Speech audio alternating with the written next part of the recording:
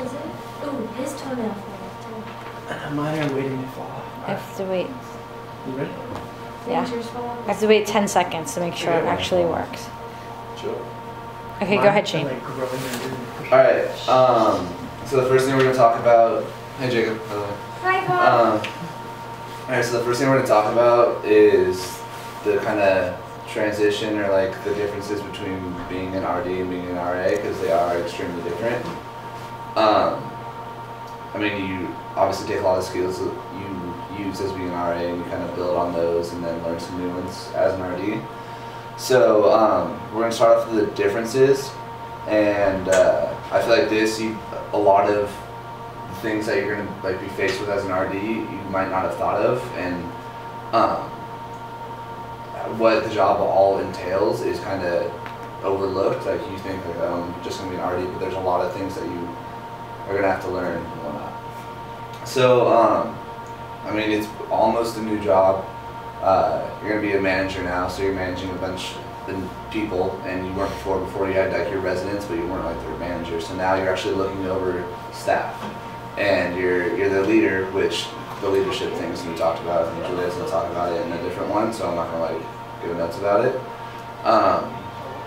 But as manager, you're going to be the go-to person. You're going to be the person that people like ask their questions and have their concerns and whatnot, and you're gonna be that person for, even if they're not even your RA, it could be like a random one, or it could be a resident. People put you in that light now, and you are that go-to person for a lot of different things. Like even for pro staff, they come to you with a lot of stuff, and you're expected to be on top of all those things. So it's a lot of organization.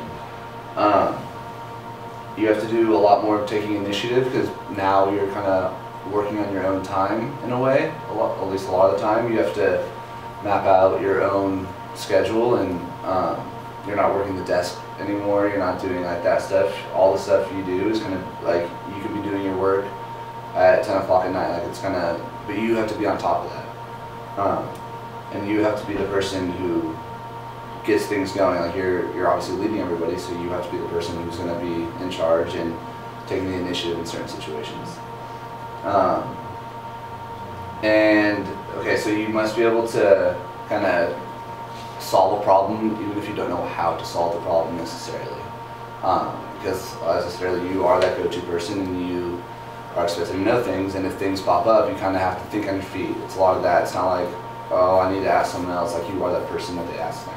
So you just have to be ready for that, and in those situations, you can't think like, oh, give me like 10 minutes. Like sometimes you really have to like think on your feet and be able to do it right then. So you gotta be able to think fast and just be ready for situations that you haven't even encountered yet, that you're not ready for. Yeah. And then you need to be like on top of all information. Like that's what the admin meetings on the week or on Fridays are. Like you need to be able to soak up all the information, and it sucks when someone comes to you and asks you something and you don't know. It's always a lot better when you do know, so you really need to like be paying attention to all those fine details.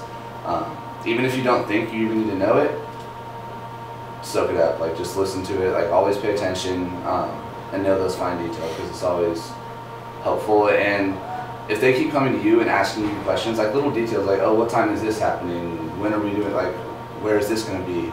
And if you always like don't know, it makes you like less of like a leader or like a go-to person, and they'll kind of lose confidence in you in a way. So the more you know, the better off you'll be.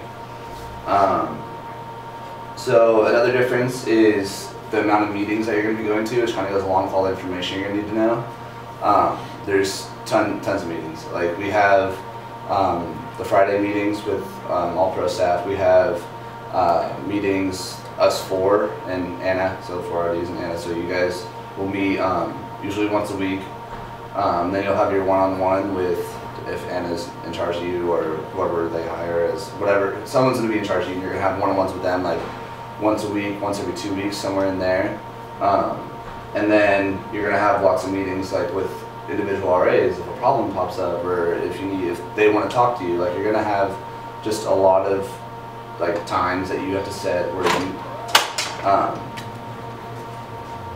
you have meetings. Sorry, I lost my train of thought.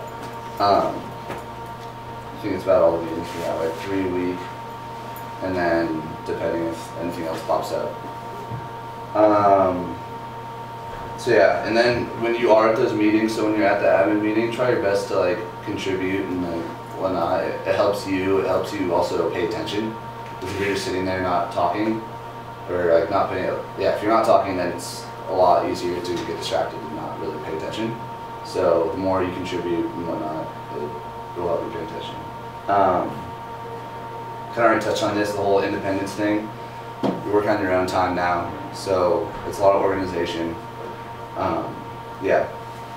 And then, so this kind of changed. You're not actually an RA next year, but you are, in a way, you're still going to be that go-to person for residents, but you have other priorities now. Like, you need to be able to kind of know where your priorities are at, so it's going to be less resident focused and a lot more of the whole managerial stuff and knowing things and solving problems, handling staff conflicts, stuff like that. So those are the major differences that I thought of.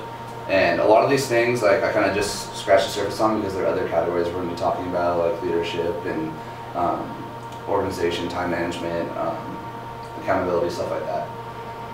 So, and then things I found similar with the job is you're still going to be someone that residents go to. You are still a similar age to them. They're going to see you obviously as like older just because you are like an RA or RD.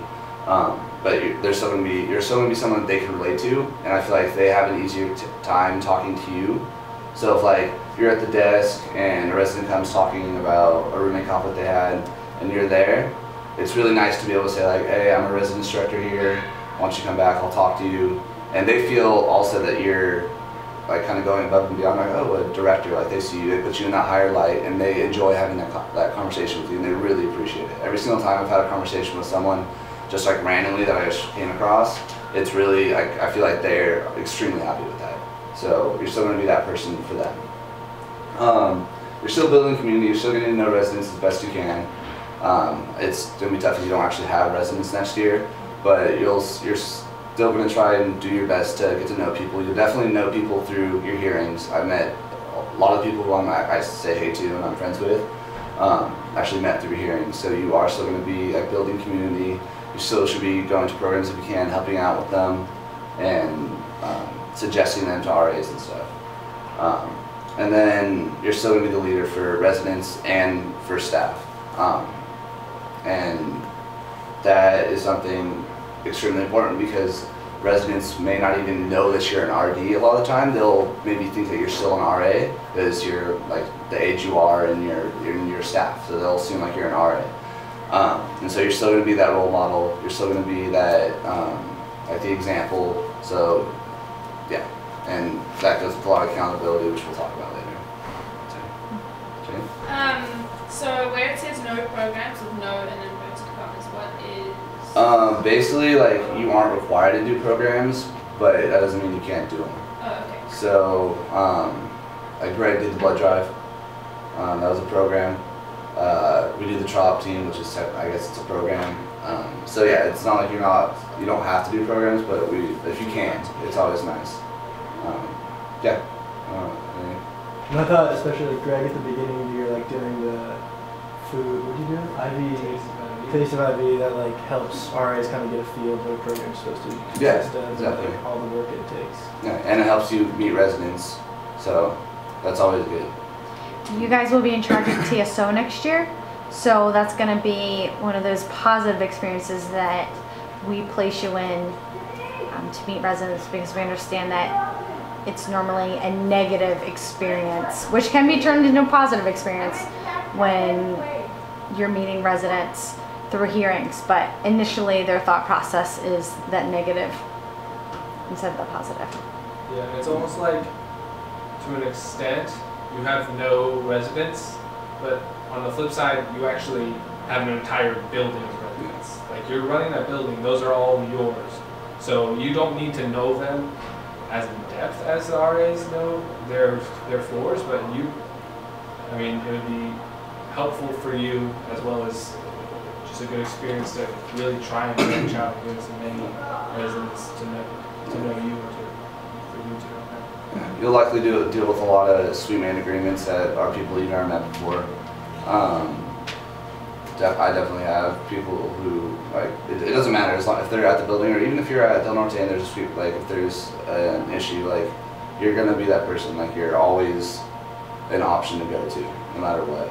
And you have to be willing to do that. You have to be like, okay, they're not my resident or whatever, or this isn't my building, but like you still are responsible. Like we're all a team, and so you're gonna be that go-to person. I really rely on you guys a lot.